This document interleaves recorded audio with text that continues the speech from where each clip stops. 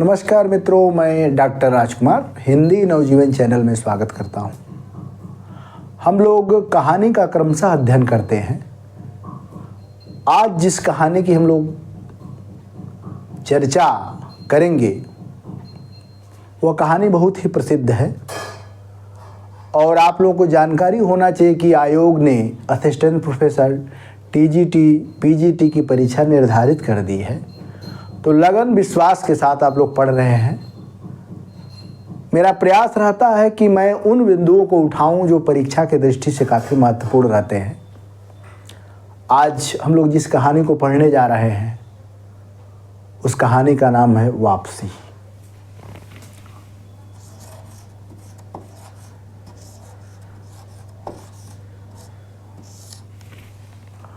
वापसी बहुत ही प्रसिद्ध कहानी है। कहानी पढ़ने का एक ढंग होता है। इससे पहले जो हम वीडियो बनाए हैं, किसी भी कहानी की समीक्षा कहानी के तत्वों के आधार पर किया जाता है और प्रश्न भी वहीं से उठते हैं। तो आज हम उन बिंदुओं को भी चर्चा करेंगे जो असिस्टेंट प्रोफेसर टीजीटी पीजीटी में महत्वपूर्ण क्वेश्चन आते रहते हैं। तो आइए अध्ययन करते हैं। पहला है भूमिका।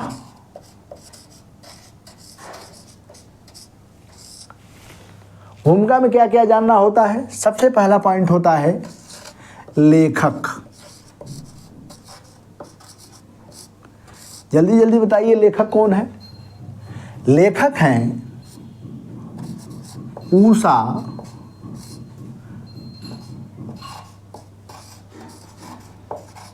प्रियंवदा।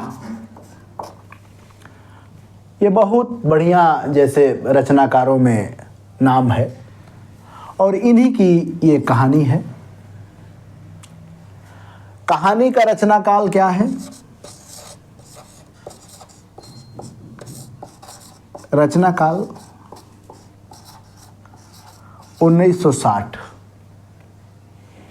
ये कहानी कब आई थी? इनकी एक रचना है 10 प्रतिनिधि कहानियां। यह कहानी, ठीक है, 10 प्रतिनिधि, ठीक है, 10 प्रतिनिधि कहानियां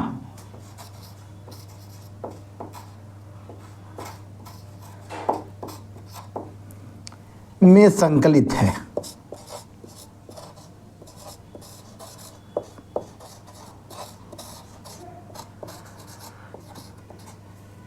यहां महत्वपूर्ण क्या है?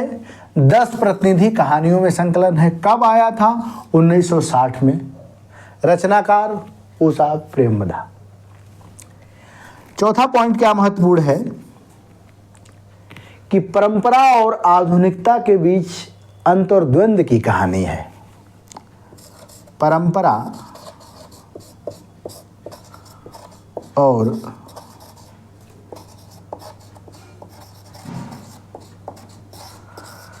आधुनिकता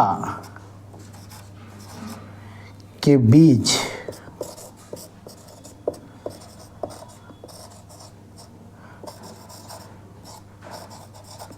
अंतर्द्वंद की कहानी है।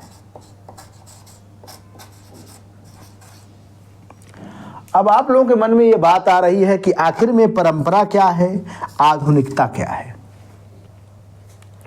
एक आदमी अपने पूरे जीवन काल में बहुत मेहनत करके नौकरी पाता है और नौकरी क्यों करना चाहता है? कि उसकी पत्नी खुश रहे, उसके बच्चे खुश रहे और पूरा परिवार आनंद से रहे। इसीलिए वह खुद अपना जीवन कष्ट में डालकर पूरी उम्र नौकरी करता है। कोई 25 साल करता है, कोई 30 साल करता है और फिर रिटायर होकर वापसी वह घर जाता है। घर जाने के बाद उसकी क्या स्थिति है और परिवार में क्या उसका सम्मान है, इन बिंदुओं पे इस कहानी में चर्चा परिचर्चा की गई है। एक जिम्मेदार जो घर का अभिभावक होता है वह पत्नी और बच्चों दोनों को खुश रखता है। लेकिन वही पत्नी बच्चे समय के साथ किस तरह बदलाव उनमें आ रहा है और किस तरह स्वार्थी हो जा रहे हैं कि उसकी भावनाओं के, उसके मन में चल रहे अंतर्द्वंद को पहचान नहीं पाते हैं। इसीलिए परंपरा मतलब जो सदियों से चली आ रही है कि पिता या अभिभावक पूरे परिवार का रक्षक है, अंत में जब वो बूढ़ा हो जा रहा है, नौकरी से रिटायर हो जा रहा है, तो परिवार में उसका क्या सम्मान है? यही है आधुनिकता। इन्हीं दोनों के बीच में अंतर्द्वंद को उभारती हुई कहानी है। कहानी बहुत बढ़िया है, बने रहिए आप लोग। तो सबसे पहले हम लोग क्रम के अनुसार दूसरा पॉइंट जो महत्वपूर्ण पॉइंट है वो होता है कथा सार, और तीसरा जो महत्वपूर्ण पॉइंट है वो होता है पात्र परिचय। अब देखिए, पात्र परिचय पे हम लोग इसलिए पहले चर्चा करते हैं कि सुविधा हो जाती है और कहानी को समझने में काफ़ी जैसे आनंद मिलता है। तो कहानी क्या है? पात्र परिचय में केवल एक ही व्यक्ति पूरे कहानी में घूम रहे हैं, उनका नाम है गजाधर बाबू। ये गजाधर बाबू पूरे कहानी के केंद्र बिंदु हैं और ये गजाधर बाबू इन्हीं से इर्द गिर्द पूरी कहानी घूम रही है। तो सबसे पहले जो आप कथासार अभी बताएंगे, तो सबसे पहले जिससे मुलाकात हमारी होती है वह है गणेशी।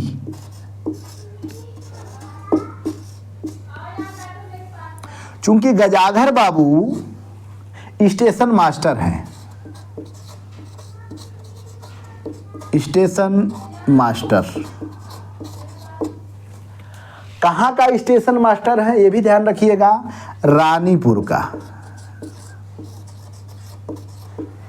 ये इतना इनका परिचय है, स्टेशन मास्टर है कहाँ? रानीपुर का। और यही रानीपुर में जो गणेशी है वह क्या है? नौकर है। नौकर कहाँ? ये स्टेशन जहाँ पे ये नौकरी करते हैं, इसीलिए ये भी लिख लीजिए रानीपुर वाला। तो पहला पात्र क्या है? गणेशी, जो इनका नौकर है। सबसे पहले आपका चर्चा मिलेगा। गजाधर बाबू की पत्नी है, ठीक है। गजाधर बाबू के बाद पहला पात्र, दूसरा पात्र ये हो जाएगा। पहला पात्र गजाधर बाबू, दूसरा पात्र में गणेशी, तीसरा पात्र में इनकी पत्नी। और फिर इन दोनों के 4 बच्चे हैं। यानी जो गजाधर बाबू का बड़ा लड़का है, बड़ा लड़का, ठीक है, उसका नाम है अमर। ध्यान रखिएगा, जो बड़ा लड़का है उसका नाम है अमर। ये क्या है? विवाहित है। क्लियर दिखाई दे रहा है? ये विवाहित है। जब विवाहित है तो वही बहू भी आएगी। तो फिर इनकी एक बहू है, नाम नहीं लिखा गया है। यानी पहला पात्र, दूसरा पात्र, तीसरा पात्र, चौथा पात्र, ये हो गई 5वां पात्र। बड़ा लड़का ये हो गया। उसके बाद थोड़ा सा और इधर आ जाइए। एक लड़की, बड़ी लड़की,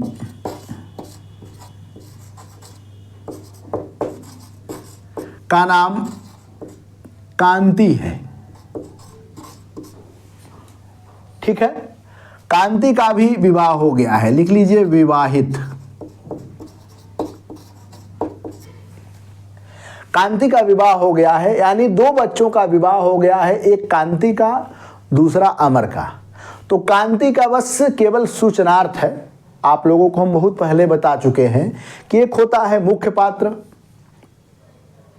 दृश्य पात्र जो पूरा जगह दिखाई देगा, एक होता है अदृश्य पात्र जिसकी केवल सूचना जाती है। तो बड़ी लड़की जो कांति है, इसकी शादी हो चुकी है, तो एक बड़ा लड़का हो गया, एक बड़ी लड़की हो गई। अब उसके बाद दो बच्चे और हैं। छोटा लड़का है, छोटा लड़का, उसका नाम है नरेंद्र। छोटा लड़का कौन है? नरेंद्र। ये भी पढ़ता है, उच्च डिग्री ले रहा है। उसके बाद एक लड़की है, छोटी बेटी, छोटी बेटी दिखाई दे रहा है ना क्लियर? छोटी बेटी, उसका नाम है बसंती। ठीक है। और इसी बसंती की एक सहेली है, शीला। तो शीला भी सांकेतिक पात्र है। केवल यह बताया जाता है कि बसंती की सहेली का क्या नाम है? शीला। तो यह भी एक पात्र है, अदृश्य पात्र है, इसकी कोई भूमिका नहीं है। अच्छा, तो आप लोग देख रहे होंगे कि 5, फिर उसके बाद ये हो गई 6, फिर उसके बाद ये हो गया 7, फिर उसके बाद ये हो गया 8, फिर उसके बाद ये हो गया 9, और एक पात्र और है। इसी रानीपुर में बगल में एक मील है, दिखाई दे रहा है? मील है। उस मील किसका है? सेठ रामजी मल। तो सेठ राम जी का मल है, सेठ राम जी मल का एक मिल है। किस चीज का मिल है? चीनी मिल है, ये भी ध्यान रखिएगा। तो यह पात्र आपके सामने प्रस्तुत होंगे गजाधर बाबू। गजाधर बाबू का बड़ा लड़का का नाम अमर है। थोड़ा सा आप लोग इसको पॉइंट टू पॉइंट नोट करते जाइए।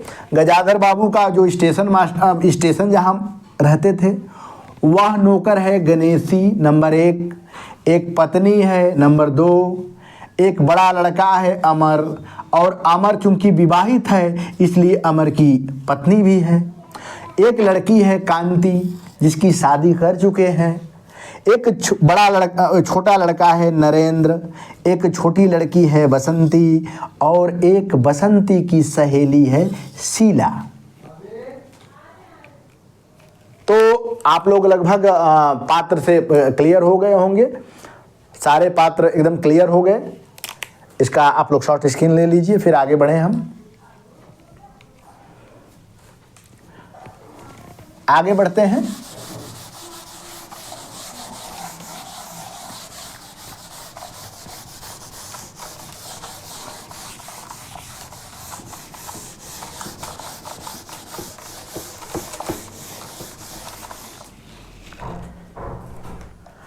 अब कहानी शुरू हो रही है, बेहद रोचक। क्या वापसी, हम लोगों को तो डर लगता है कि हम लोगों का भी वापसी कहीं ऐसे ही ना हो जाए, ठीक है। लेकिन वापसी कहानी से बहुत बच्चे सीख जाएंगे कि माता पिता का सम्मान किस तरह करना चाहिए। अब यहाँ से एक कथा शुरू होती है, कथानक। कथानक क्या शुरू होती है? ये है रानीपुर, ठीक है, रेलवे स्टेशन। ठीक है।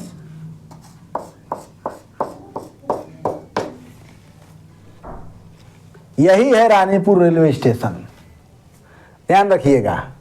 इसलिए आप लोगों को बार बार हम रानीपुर रटवा रहे हैं कि रानीपुर पूछा था, तो याद रखिए। उसके बाद इसी रानीपुर स्टेशन के जो स्टेशन मास्टर हैं, स्टेशन मास्टर वही है गजाधर बाबू।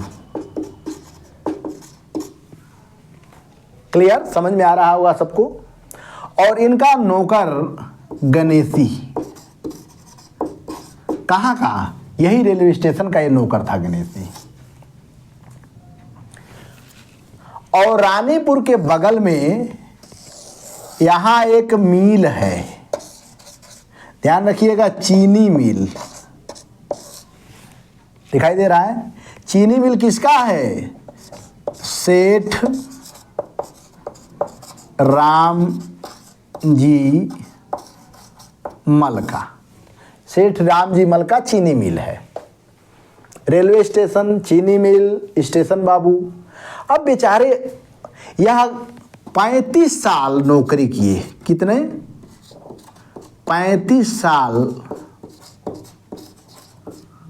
नौकरी, इनकी 35 साल की नौकरी हुई। और फिर इस 35 साल की नौकरी में करके रिटायर होके ये घर जा रहे हैं। ठीक है, 35 साल नौकरी करके क्या हो गए हैं? ये रिटायर हो गए हैं। प्रश्न ये बन रहा है कि कितने साल नौकरी किए थे? 35 साल नौकरी किए बेचारे, रिटायर हो गए हैं। कहाँ थे? रानीपुर रेलवे स्टेशन में थे। जब रिटायर हो गए हैं तो चूंकि आप लोगों को पता है कि जहां आदमी रहता है जिस क्वार्टर में, उस क्वार्टर को सजाता है, अच्छे से रखता है, और वहां पे पेड़ पौधे भी लगा देता है, सामान भी रख देता है। तो जिस रूम में ये सामान अपना रखे थे, जो रेलवे का क्वार्टर था, ध्यान रखिएगा, जो रेलवे का क्वार्टर था जिसमें कितने वर्ष ये बिताए, सारा सामान हट गया है, बड़ा कुरूप लग रहा है। और जो इनका नौकर है गणेशी, बेचारा गणेशी जान रहा है कि हमारे साहब का विदाई हो रहा है, तो बेचारा वो भी रो रहा है और उसको अंदर से मतलब कष्ट होता है। गणेशी की बेटी, ठीक है, गणेशी की बेटी का विवाह अगहन में है। ठीक है, गणेशी की बेटी का विवाह अगहन में है।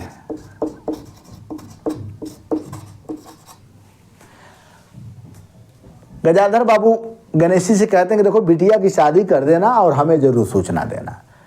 गणेशी कहता है कि ऐसा है कि आपको बेसन का लड्डू पसंद है, इसलिए हमारी पत्नी ने आपके लिए बेसन की लड्डू बनाई है। सारा बिस्तर जैसे बांध दिया है, सारा इनका सामान गणेशी बांध दिया है, और ये रानीपुर रेलवे स्टेशन से इनकी विदाई हो रही है। और जब आदमी रिटायर होकर सोचता है तो उसके मन में खुशियाँ भी होती हैं, दुख भी होता है। वही हाल बेचारे गजाधर बाबू का है। गजाधर बाबू एक छोटा सा रेलवे स्टेशन में रहते हैं, लेकिन अपना कमा कर, ठीक है, एक बड़े शहर में मकान ले लिए हैं। क्या है? मकान ले लिए हैं। अपने जीवन का आदमी जब नौकरी करता है तो सबसे पहले मकान बनवाता है। ये छोटे से रेलवे स्टेशन में अपना जीवन गुजारते हैं और अपने पत्नी और बच्चे को जैसे कमा कर, थोड़ा सा कमाई इनकी बढ़ी तो क्या करते हैं? शहर में शिफ्ट कर देते हैं। इनकी प्रगति क्या है? नौकरी वाले का प्रगति बड़ा सीमित होता है। प्रगति क्या है कि 4 बच्चे हैं इनके। कितने? 4 बच्चे हैं, अभी हमने परिचय कराया। इसमें 2 बच्चों अमर और कांति की शादी कर दिए हैं। क्या कर दिए हैं? विवाह कर दिए हैं। और एक माता पिता जब अपने बच्चे का शादी कर देते हैं तो ऐसा लगता है उनका एक बोझ उतर गया। तो ये कहते हैं कि अमर और कांति, लेखक लिखता है कि अमर और कांति की शादी कर देने के बाद बड़े संतुष्ट हैं। और जो 2 इनके, एक बेटा नरेंद्र और एक बेटी बसंती, अभी उच्च कक्षा में पढ़ रहे हैं शहर में ही, तो वो दोनों पढ़ रहे हैं और ये बड़े खुशहाल नजर आते हैं। और इनको जब ये रेलवे स्टेशन से जा रहे थे तो फिर इनको क्या होता है कि पत्नी का स्नेह याद आता है। पत्नी का स्नेह का क्या? पत्नी का स्नेह ये याद आता है कि जब परिवार छोटा था, अभी बच्चे नहीं हुए थे, बच्चे छोटे छोटे थे, पढ़ने लायक नहीं थे, अभी अमर पैदा हुए थे, चाहे और 2 बच्चे पैदा हुए थे, पत्नी के साथ रहते थे। जब ये नौकरी से आते थे तो पत्नी मुस्कुरा के इनका स्वागत करती थी, बच्चे इनकी गोद में खेला करते थे और गरम गरम रोटियां खाते थे बेचारे, और गरम गरम रोटियों के साथ बड़े खुशहाल जैसे इनका जीवन था। लेकिन जैसे ही जब इनके पास पैसा आना शुरू हुआ, बच्चे बड़े हो गए, तो बच्चों को त्याग के लिए इन्होंने कहा कि हम यहीं पे अपना जीवन गुजार लेंगे, तुम लोग बड़े शहर में जाकर पढ़ाई लिखाई करो। अपने बेचारे छोटे से रेलवे स्टेशन में जीवन गुजारे बच्चों को पढ़ने के लिए शहर में शिफ्ट करा दिए। अच्छा, इसके बाद जब ये घर आते हैं, ठीक है, ध्यान रखिएगा, घर आते हैं मतलब घर आते हैं तो उस दिन इतवार होता है। इतवार, मूल कहानी में इतवार ही लिखा है, इसीलिए हम लिख रहे हैं। इतवार होता है, ठीक है, और इतवार होता है, पूरे परिवार के सदस्य एक साथ बैठ के चाय पीते हैं, चाय पी रहे होते हैं। पूरे परिवार के सदस्य कौन कौन है? यहाँ पे अमर चाय पी रहा होता है, अमर की बहू चाय पी रही होती है, बसंती चाय पी रही होती है, नरेंद्र चाय पी रहा होता है, और नरेंद्र फिल्मी स्टाइल का डांस करके एक्टिंग करता है। सारे लोग पूरे खुशहाल थे वहाँ पे।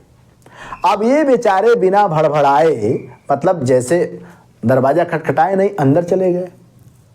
अब अंदर जाने के बाद इनका मन ये था कि हम भी बच्चे के साथ खिलखिला के हंसे, हम भी चाय पिए।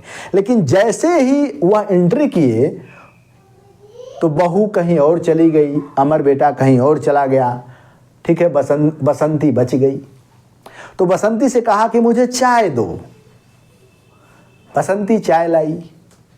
जब बसंती चाय लाई, अकेले बच गई, तो सोचने लगे कि यही बच्चे हमारे साथ कभी खेला करते थे, आज हमको देखते ही हम इतना बेकार चीज है कि बड़े गए। और फिर बसंती से कहते हैं, अपने बेटी बसंती से कहते हैं कि तुम चाय पिला दो। जब वो चाय पिलाती है, ठीक है, तो चाय क्या होता है कि चाय फीकी होती है, फीकी चाय। वो भी फीकी चाय कौन बनाता है? फीकी चाय इनकी पत्नी बनाती है। बाकी बच्चे चाय पी रहे हैं। सोचो कि बुजुर्ग खाना बना रहे हैं और बच्चे एंजॉय कर रहे हैं, ऐसी दशा है शहरों की। तो चाय बना रही होती है इनकी पत्नी, फीकी चाय बना दी। जब फीकी चाय इनके पास आया तो इनको फिर जो है कि गणेशी का याद आ गया। आप जानते हैं कि आदमी याद कब आता है? जब उसके समकक्ष कोई दूसरा कार्य हो। गणेशी का याद आ गया कि सुबह सुबह गणेशी कहता था, अरे साहब जलेबी पूरियां आ गई हैं, जल्दी खा लीजिए, चाय पी लीजिए, समय हो गया है। तो रेलवे स्टेशन का याद आता है। तो फीकी चाय के साथ, ठीक है, फीकी चाय के साथ गणेशी की याद आती है। गणेशी की क्यों आज याद आती है भैया? इसलिए याद गणेशी की आती है कि वो जलेबी और पूरी खिलाया करता था। आगे बढ़ते हैं।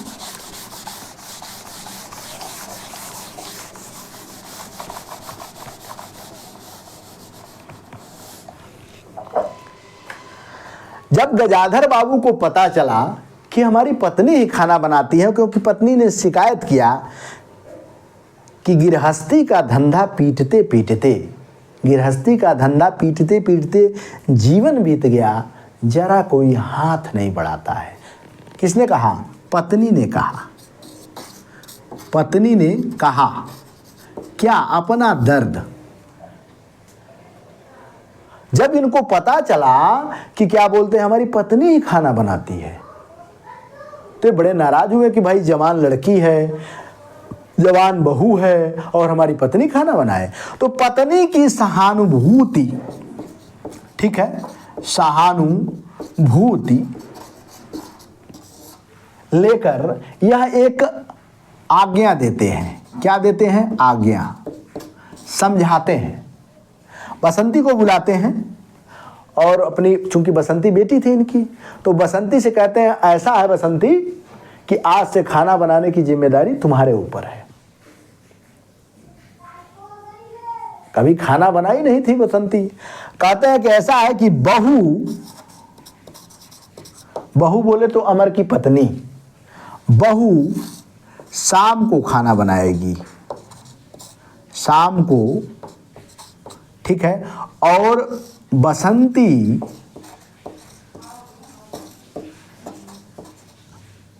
सॉरी उल्टा हो गया है, माफ कीजिएगा, बहू सुबह और बसंती शाम, ठीक है, भोजन बनाएगी। जिम्मेदारी किसकी थी?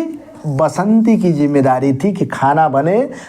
बंटवारा हो गया कि बहू सुबह बना ले, क्योंकि बसंती पढ़ती थी, तो इसलिए कहते हैं कि बेटा बसंती सुनो, बेटा खाना बनाने की जिम्मेदारी तुम्हारे ऊपर है, तुम शाम को बना लेना और तुम्हारी जो भाभी है वह सुबह बना लेगी, अब मम्मी को खाना मत बनाने दो। अब जैसे ही पिताजी ने कहा, कौन पिता? रिटायर पिता, किसको? अपने बेटी को, जवान बेटी को कहा कि खाने बनाने की जिम्मेदारी तुम्हारे ऊपर है। अब समझ लो कि ये बसंती पूरा डिस्टर्ब हो गई कि खाना बनाना पड़ेगा। ऐसा खाना बनाई बसंती कि मतलब निवाला तक नहीं ले जा रहा था, ठीक है। बसंती जब खाना बनाई, ठीक है, खाना जब बना रही थी, भोजन बना रही थी, कैसा बनाई? बहुत ही खराब भोजन बनाई। ऐसा खराब भोजन बनाई कि जब सब लोग एक साथ खाना बैठे तो सब लोग तो खा दिए, नरेंद्र चिल्लाया, कौन खाना बनाया है? मैं नहीं खाऊंगा। तो बसंती कही कि अरे मत खाओ, भाई बहन का जानते हो, मत खाओ। नरेंद्र उठ के चला गया। बसंती ने खाना बनाया उस दिन, नरेंद्र ने नहीं खाया।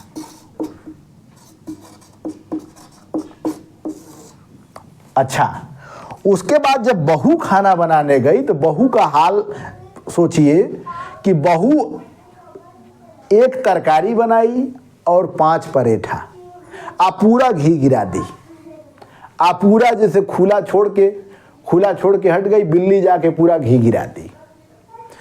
एक दिन बहू खाना बनाई, क्या हो गया?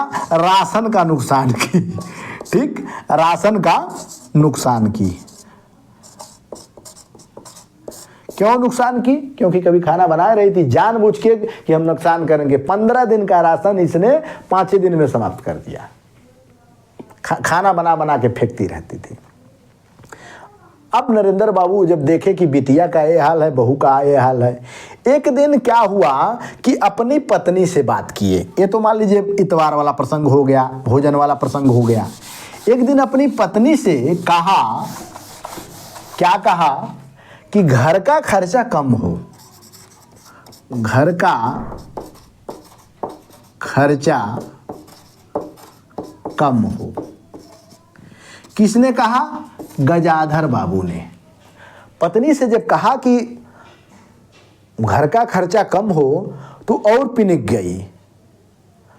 सभी खर्च वाजिब हैं, किसका मैं पेट काटूं? यही गांठ जोड़ते जोड़ते बूढ़ी हो गई। अब नरेंद्र बाबू को ये लगा कि अरे यार, लग रहा है कि सारे दुखों का जड़ मैं ही हूं क्या? पत्नी मुझसे पूछती कि प्रबंध किस तरह किया जाए तो मुझे अच्छा लगता, ठीक है। अब मेरे ही सामने मैं कह रहा हूं मैं रिटायर हो गया हूं, और मान लो रिटायर होने के बाद कम पैसा मिलता है तो थोड़ा सा कम बढ़ाया जाए, तो फिर उसके बाद क्या बोलते हैं, पत्नी पिनिक गई खर्चा प्रसंग पे। और पत्नी ने कहा कि अब मत दोबारा कहिएगा।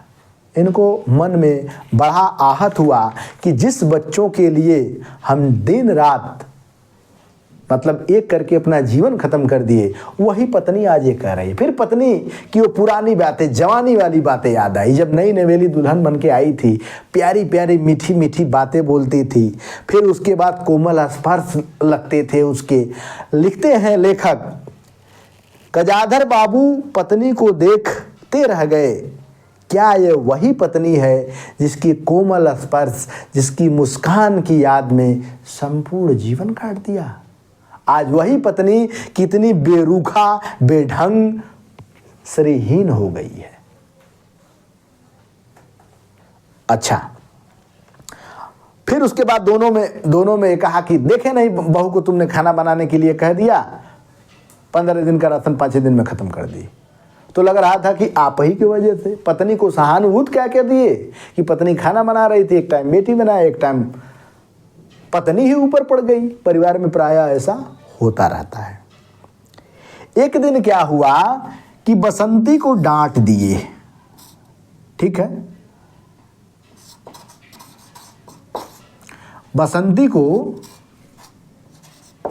डांट देना। अच्छा, बसंती को क्यों डांट दिए? क्योंकि बसंती शीला के घर गई थी। शीला के घर कौन? सहेली। शीला के घर गई थी, रात में आई। इनको बड़ा बुरा लगा कि भाई जवान लड़की है और ये शीला के घर जाके इतना देर तक क्या रहती है। बसंती को डांट दिए, और बसंती को डांट दिए, बसंती नाराज हो गई। अब पिता से बोलना ही बंद कर दिया। सोचिए कितना धृष्टता, कि अगर बूढ़ा माँ बाप बच्चे को डांट देते हैं तो यार ये भी अपराध है। बसंती को किस लिए डांटे? क्योंकि शीला के घर गई थी, ठीक है, और इसलिए डांट दिए कि जवान लड़की है, किसी के घर जाना ठीक नहीं है। बसंती नाराज हो गई कि पिताजी हमको डांटे हैं। अच्छा, इधर एक पॉइंट तो इधर चल रहा है, दूसरा पॉइंट ये चल रहा है, तीसरा प्रसंग क्या चल रहा है? अमर, ठीक है, अलग रहने को सोच रहा है।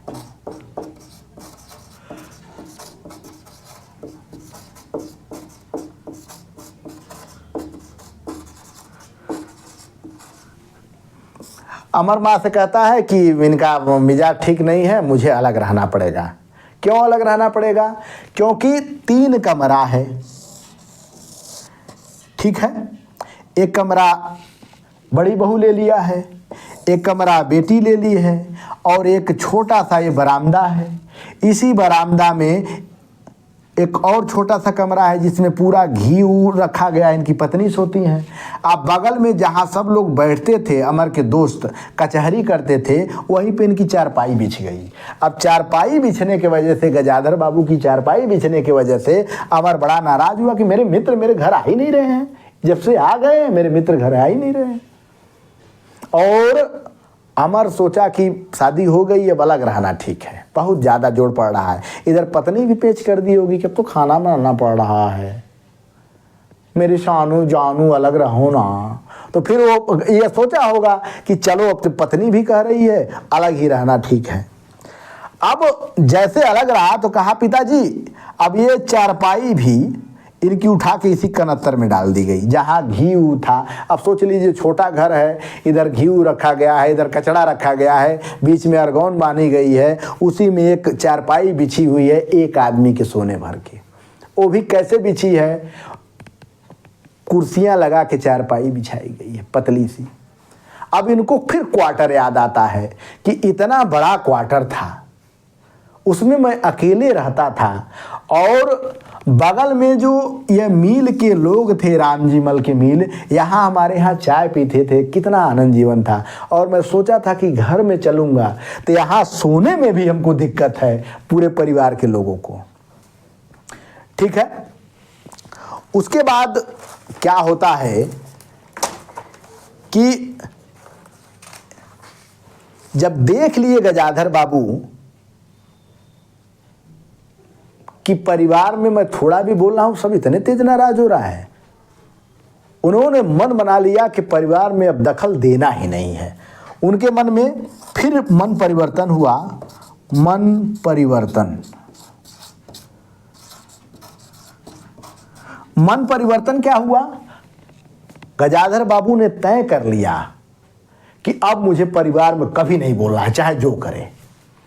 आदमी बूढ़ा लास्ट में तो सठिया जाता है, उसमें बच्चे ना बात माने तो और मन कष्ट होता है कि इन्हीं हरामियों के लिए जीवन भर हम कमाए खाए और हमारी ही इस तरह अवहेलना हो रही है। गजाधर बाबू मन बना लिए अब हमें बिल्कुल किसी से कुछ नहीं कहना है। बेचारे मौन आए रहते थे। नरेंद्र आया पैसा मांगने, पापा पैसा चाहिए, पैसा ले लो, पूछे भी नहीं कि किस कार से आई। उसके बाद बसंती गई, खूब रात में आई, बसंती को भी नहीं कुछ बोले। लेकिन पत्नी ने कभी नहीं गेस किया, जो बाप टोकता था, बोलता था, क्यों मौन धारण कर लिया है। तो उनको इस बात का भी कष्ट था कि कम से कम मेरे पत्नी को तो पूछना चाहिए कि मैं क्यों नहीं बोल रहा हूं। उनका मन बड़ा अंदर अंदर दुखी था।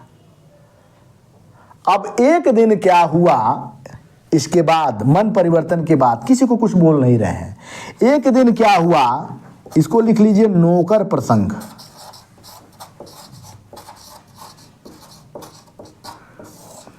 इनके घर में नौकर काम करता था और नौकर को बराबर इनकी पत्नी डांटती रहती थी। इनकी पत्नी ने कहा कि कितना कामचोर है, बाजार जाता है तो पैसा बजा लेता है। अपने नौकर को डांट रही थी, वो सुन रहे थे, बगल में बैठे हैं ये, पत्नी डांट रही है, कितना कामचोर हो, बाजार जाते हो तो जो कि पैसा चुरा लेते हो, खाता है तो खाते ही चला जाता है। इनको ये लगा कि नौकर कर क्या रहा है, छोटा मोटा काम करता है। हम लोग 3 अब हो गए हैं, हम भी हो गए हैं, अमर भी है, नरेंद्र भी है। तो जब 3 मर्द हैं, परिवार में कितने मर्द हैं? 3 मर्द, ठीक है, 3 मर्द। कहते हैं 3 मर्द हैं, छोटा मोटा काम है, कर लेंगे। अभी बेचारा अपना वचन भूल गए और नौकर का हिसाब कर दिए कि जाओ, काम नहीं करते हो। समझे पत्नी नाराज हो रही है, रियल में पत्नी तो ऐसे स्वाभाविक उससे नाराज होती थी। नौकर का हिसाब कर दिए, नौकर चला गया। जैसे ही अमर दफ्तर से आया, अमर इनका लड़का, बहू ने पिन कर दिया। अरे पता है आपको, बाबूजी ने नौकर को भगा दिया। अब अमर बौखला गया, बैठे बैठे क्या इनको बुढ़ौती में क्या सोचता है उल्टा सीधा। पता है नौकर को भगाने की क्या जरूरत है। नरेंद्र आया, अच्छा नौकर चला गया। अब इनका छोटा बेटा नरेंद्र कह रहा कि आप ये सोच रहे हैं बाबूजी कि हम साइकिल पे गेहूं रख के आटा पिसाने जाएंगे, कल्पना हम नहीं ऐसा करेंगे। वो भी नाराज हो गया कि क्यों नौकर को भगा दिए। बसंती आई, वो भी गुस्सा बोली कि मैं कॉलेज भी जाऊं और आकर उधर से मैं घर में झाड़ू लगाऊं, कभी नहीं मैं करूंगी। अब फिर इनके सर पे आ गया कि लग रहा है कि सब लोग बुढ़ौती में सठिया गए हैं, उल्टा सीधा बोल रहे हैं। अब बेचारे कहें, हे भगवान, जो भी मैं काम कर रहा हूं सब मेरे परिवार को बुरे ही लग रहा है। एक व्यक्ति 35 साल नौकरी किया, परिवार में आया, परिवार का माहौल देखिए कितना बदला हुआ है कि जिन बच्चों से वो इतना प्यार करता है वह बच्चे क्या सोच रहे हैं। उन बच्चों में कितनी गंदगी है कि वो केवल अपने कामचोर हैं। और ये भी देखा गया है प्राय कि जितने भी नौकरी पेशा वाले के, बड़े बड़े नौकरी पेशा वाले के बच्चे होते हैं, वो अधिकांश या तो बड़े उच्च स्तर में चले जाते हैं, बड़े गिरे स्तर के रहते हैं। दोनों कंडीशन रहता है, क्योंकि परिवार का संस्कार ही गलत हो या कंडीशन गलत करा देता हो पैसा ज़्यादा देने के बाद। तो सारे लोग परेशान हैं। अब फिर जो है कि अमर कहता है कि पता नहीं बाबूजी को क्या क्या सोचता है। अब उसी में अमर की माँ गजाधर बाबू की पत्नी व्यंग से कहा, हाँ सोचता नहीं तो बहू को जो है कि चौके में भेज देते खाना बनाने के लिए। वो मजाक व्यंग में कही कि सोचता नहीं तो बहू को चौके में भेज देते खाना बनाने के लिए। 15 दिन का राशन 5-6 दिन में समाप्त कर दी। ये बेचारे अंदर अंदर कूच रहे हैं, आंखें बंद करके ऐसे लेटे हुए हैं। इधर बेटी कह रही है कि मैं झाड़ू नहीं लगाऊंगी क्योंकि मैं कॉलेज जाती हूँ। नरेंद्र कह रहा है गेहूं नहीं पिसवाऊंगा। अमर कह रहा है बुढ़ा हो गए हैं। और बेचारे चुपचाप सुन रहे हैं दोनों बच्चों की बात, बहू की बात। कितना अंदर से वो कष्ट झेल रहा होगा। उसके बाद आइए आगे की स्टोरी देखते हैं। उसके बाद क्या होता है कि एक पत्र आता है। पत्र आया। पत्र क्या आया कि मिल में नौकरी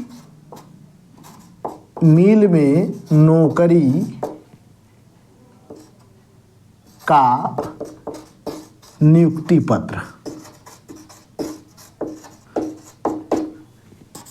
यही मिल में जहाँ बगल में थे, अप्लाई कर दिए बेचारे रिटायर के बाद। सोचिए कि इतना व्यवस्था खराब है। मिल से पत्र आया कि क्या आपको नौकरी करना है। गजाधर बाबू ने अपनी पत्नी से बड़ा धीरे से कहा, मैं सोच रहा हूँ कि बैठे बैठे क्या करना है, मिल में पुनः नौकरी कर लूँ। और अच्छा है, मैं तो सोच रहा था कि अवकाश पाकर परिवार के साथ रहूँगा, और अब परिवार के साथ रह भी लिया, देख लिया परिवार कैसा है, तो तुम अवकाश पाकर क्या मेरे साथ रहोगी, मेरे साथ चलोगी नौकरी। मुझे परसों चले जाना है। पत्नी ने कहा कि मैं चलूंगी तो यहां का क्या होगा। ये गजाधर बाबू की पत्नी कहती है कि मैं यहां से चलूंगी तो यहां का क्या होगा। बड़ी गृहस्थी है, सयानी बेटी है। फिर देखिए कितना कष्ट की बात है कि गजाधर बाबू, ठीक है, गजाधर बाबू अपने पत्नी को साथ लेना चाहते हैं। पत्नी कितनी स्वार्थी है कि इतना बड़ा गृहस्थी है, लड़की सयानी है। फिर वही शब्द आ गया कि लड़की सयानी है। कौन लड़की? जो महा उटपटांग है, एक शब्द नहीं सुन रही है। लड़की सयानी है, यहाँ का क्या होगा। फिर उसके बाद क्या होता है कि परसों बेचारे जा रहे हैं। नरेंद्र बड़े तेजी से रिक्शा बुलाकर लाता है। चलिए बाबूजी जा तो रहे हैं। रिक्शा बुलाकर लाया, सारा सामान इनका तुरंत रखा गया। और एक बार फिर वो परिवार को ऐसे नज़र, रिक्शे पे बैठ गए और बेचारे जैसे रिक्शा जाने लगा तो एक बार परिवार को देखे कि क्या यही परिवार। परिवार को देखने के बाद फिर रिक्शा पे बैठ के चले गए। उसके बाद बहू ने कहा अमर से कि मैं सिनेमा देखने चलूंगी। बसंती कहती है, हाँ भैया मैं भी सिनेमा देखने चलूंगी। वो सब सिनेमा देखने चले जाते हैं। पत्नी कहती है, नरेंद्र बाबूजी की चारपाई निकाल के बाहर कर दो। लगता है कि मर गए बाबूजी। बाबूजी का चारपाई निकाल के बाहर कर दो, चलने फिरने का जगह नहीं है। और यहीं पे कहानी समाप्त हो जाती है। तो परिवार के लोग कितने संवेदनहीन हो गए हैं, इस चीज की चर्चा जैसे लेखक कर रहा है। तो आइए अब हम लोग देखते हैं वापसी कहानी का उद्देश्य। देखिए उद्देश्य क्या है कि आप नौकरी करिए तो अपने जीवन में लोगों का मदद करिए अधिक से अधिक। ऐसा नहीं है कि नौकरी करके केवल अपना पेट भरते रहिए, खूब घूस लेते रहिए जीवन भर, कि मरने के बाद भी आपको पछतावा हो, लोग गाली दिए। ऐसे हजारों लोग पड़े हुए हैं। और बच्चों को संस्कार जरूर दीजिए। कहीं ना कहीं हमें लग रहा है गजाधर बाबू में भी कमी हुई हो कि बच्चे को बहुत ज़्यादा छूट दे दिए हो, इसीलिए उनके दोनों बच्चे नालायक हैं। ठीक है, अब वापसी कहानी का उद्देश्य क्या है। उद्देश्य, वापसी कहानी का उद्देश्य क्या है। पहला क्या है कि आधुनिकीकरण में पुराने मूल्यों का ह्रास।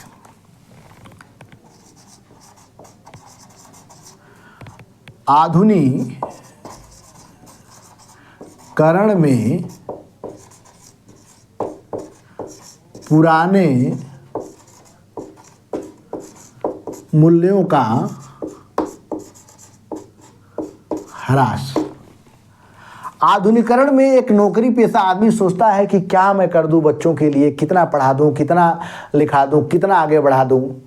ये परंपरा बस करता है। आधुनिकीकरण में बच्चे क्या करते हैं कि माँ बाप को ही, यही कारण है कि आज जो बच्चे, जिन माँ बाप के बच्चे इंग्लैंड में जाकर बस गए, अमेरिका में जाकर बस गए और इंतजार कर रहे हैं कि माता पिता कब मरेंगे, कि हम अपनी संपत्ति का हिस्सा बेच के यहीं पे शिफ्ट हो जाएं।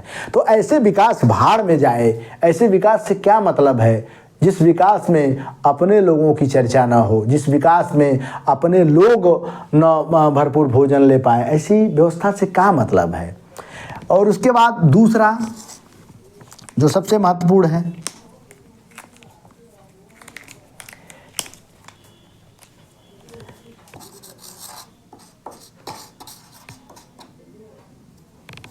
रिटायरमेंट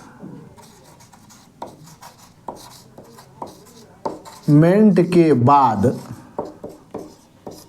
ठीक है, रिटायरमेंट के बाद व्यक्ति के अंतर्दशा का चित्रण। कोई भी रिटायरमेंट व्यक्ति होता है तो उसकी आशा रहती है कि मेरा जीवन अब सफल हो गया, क्योंकि गजाधर बाबू का जीवन भी सफल था। गजाधर बाबू का जीवन इसलिए सफल था कि दोनों बच्चों की शादी कर दिए थे, 2 बच्चों को उच्च शिक्षा दे रहे हैं, तो इनका जीवन अपने आप में बहुत। लेकिन जब परिवार में जाते हैं और देखते हैं कि इस तरह का माहौल है कि उनके एक शब्द बवाल करा रहे हैं, किसी को डांट नहीं सकते, किसी को बोल नहीं सकते, किसी के साथ बैठकर हंसकर चाय नहीं पी सकते, तो उनको बेहद कष्ट होता है। और इसीलिए मिल में वह नौकरी के लिए आवेदन भी किए और अंत में जब जाते हैं तो पूरा परिवार खुश हो जाता है। और गजाधर बाबू को लगता है कि मैं केवल धनोपार्जन का निमित्त मात्र हूं।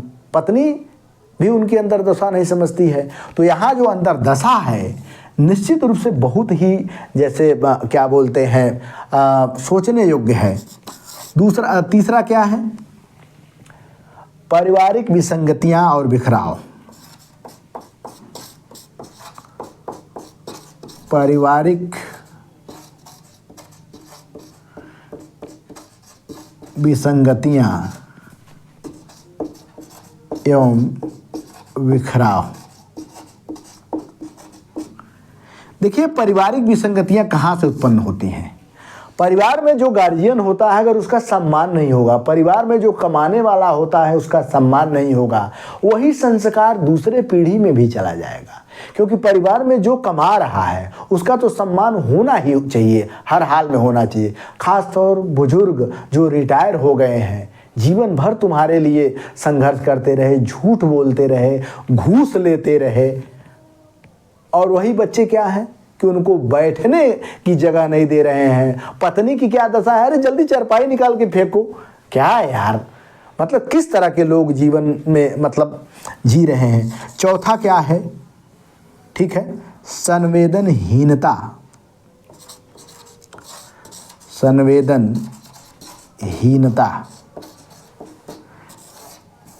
परिवार के लोग संवेदनहीन हो गए हैं, मन वो कूड़ रहे हैं। गजाधर बाबू आए हैं, कूड़ रहे हैं। उनको खाने का व्यवस्था नहीं है सही से, उनके सोने का व्यवस्था नहीं सही से है। बताइए कितने कष्ट की बात है। लड़की को नहीं डांट सकते, लड़के को नहीं डांट सकते, तो निश्चित रूप से सब के सब संवेदनहीन है। यहीं पे अगर हम लोग बात करें गजाधर बाबू के चरित्र चित्रण का, नोट कर लीजिए, अगर हम लोग बात करें गजाधर बाबू के चरित्र चित्रण का, अंतिम बिंदु गजाधर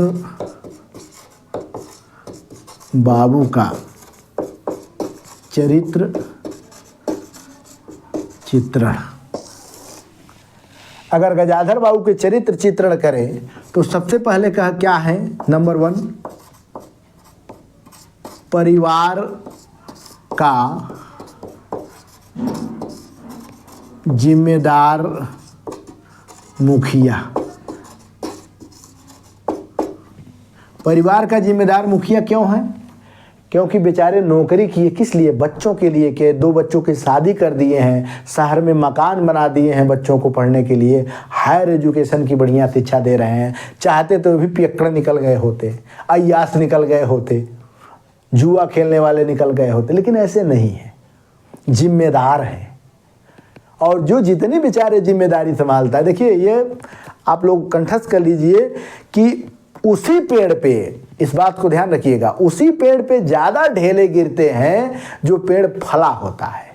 जो फल देगा उसको ढेला खाना ही खाना है। जो जिम्मेदार व्यक्ति है वह उसका जीवन कष्टमय होता ही होता है, इस बात को ध्यान रखिएगा। और गैर जिम्मेदारों को कोई दिक्कत नहीं है, भाड़ में जाए माँ, भाड़ में जाए पिता, भाड़ में जाए भाई, अपना अय्यासी करेंगे, जीवन भर मजा लेंगे, अंत में मर जाएंगे, उनको कुछ कहने वाला भी नहीं कोई रहेगा। लेकिन यहाँ क्या है कि परिवार की जिम्मेदारी गजाधर बाबू पे बहुत बढ़िया है। अच्छा, परिवार से अपार स्नेह। परिवार से बेहद प्रेम करते हैं, उसके बाद तीसरा मनोविनोदी स्वभाव, मजाकिया टाइप है, पत्नी की पुरानी बातें याद करके सोचते रहते हैं। एक बार गणेश जी की याद आती है तो फिर परिवार को देखते हैं, और परिवार को देखकर फिर गणेश जी की याद आ जाती है। तो एक तरह से क्या बोलते हैं, ये मनोवृत्ति स्वभाव के हैं, चाहते हैं कि सब लोग खुशहाल रहें, एक साथ खाए पिए। और सबसे बड़ा जो महत्वपूर्ण इनमें गुण क्या है, संतोषी। इनके अंदर संतोष की भावना बहुत है, पत्नी का भी बोली सुन लेते हैं, बच्चों का भी बोली सुन लेते हैं। संतोष का भावना कि छोड़ो यार, जो हो रहा है होने दो। और अंतिम जो बिंदु है, सबसे महत्वपूर्ण चीज, वो है सहनशील। ठीक है, ये सहनशील बहुत है। अगर आज के जैसे खड़ूस बूढ़ों के जैसे रहते, भागो हम मकान बनवाए हमारे नाम से बेच देंगे, या तुम लोग नया मकान में खरीदो, लेकिन बच्चों के साथ कभी भी इस तरह का बिहेवियर नहीं करते हैं, तो सहनशील भी है। इस तरह यह कहानी समाप्त होती है। अब इसमें महत्वपूर्ण बिंदु क्या क्या है जो प्रश्न में पूछे जाते हैं, यह ध्यान रखिएगा। क्या क्या पूछा जा सकता है। पहली बात तो जान लीजिए कि रचना काल एकदम तैयार रखिए हमेशा। ठीक है, रचना काल हमेशा तैयार रखिए। उसके बाद किस रेलवे स्टेशन पे थे, स्टेशन का नाम, ठीक है, कि किस स्टेशन पे थे। जैसे अभी हमने चिफ का दावत पढ़ाया है, तो ध्यान रखिएगा मैंने पूछा है कि चिफ का दावत कहाँ का है, तो यह प्रश्न बनता है कि चिफ का दावत, ठीक है, जो चिफ आता है किस क्या बोलते हैं देश का रहता है। इसी तरह इसमें प्रश्न पूछा जा सकता है कि गजाधर बाबू किस स्टेशन पे कार्य करते थे। दूसरी बात कि किस मिल में उनको नौकरी लगी, मिल का नाम याद रखिए। ठीक है, मिल का नाम याद रखिए। मिल के नाम के बाद गणेशी का भी नाम याद रखिए, शीला का भी नाम याद रखिए, नाम जरूर याद रखिए। और फिर ये भी ध्यान रखिए कि गजाधर बाबू किस कारण से घर से वापस चले जाते हैं।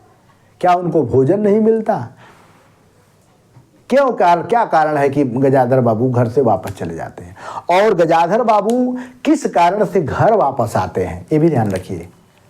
घर तो रिटायर होके आए थे ना, बीमार पड़े नहीं थे, जीवन भर नौकरी किए थे, अब कितने साल नौकरी किए थे भी ध्यान रखिएगा, क्योंकि ये बहुत छोटे छोटे प्रश्न हैं लेकिन बड़े महत्वपूर्ण प्रश्न हैं। आशा है, विश्वास है आप लोग पढ़ रहे होंगे मन से। बने रहिए हिंदी नवजीवन चैनल के साथ। बहुत बहुत धन्यवाद।